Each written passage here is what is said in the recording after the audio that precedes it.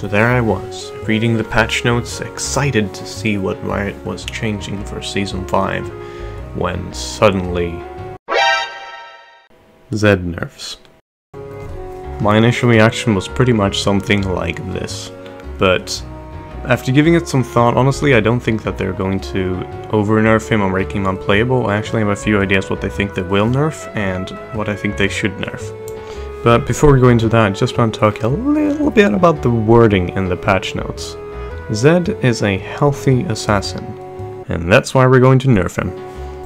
I mean, I can see where they're coming from with saying that he's too strong in a few aspects, but calling it a healthy assassin must mean that there's a contrast, where there are unhealthy assassins.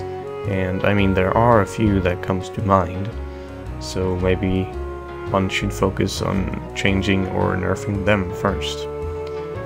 Oh well, that's the Salt talking. Anyway, let's focus on the actual nerf and what I think they will nerf and what I think they should nerf. Based on what I read in the patch notes, I'm guessing it's, the nerf is going to be some form of combination of these separate nerfs.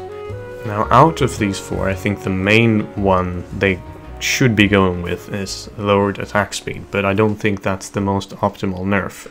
What I think they will go with is the passive on minions removed, which is actually a pretty big mistake because the main time you use the passive on minions is in lane, and the problem they were facing was not his laning, and honestly his laning is not the big problem overall with Zed.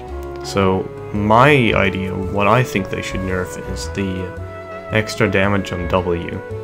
The main reasoning behind this is because most Zed players max W last, which is around the same time you start split pushing.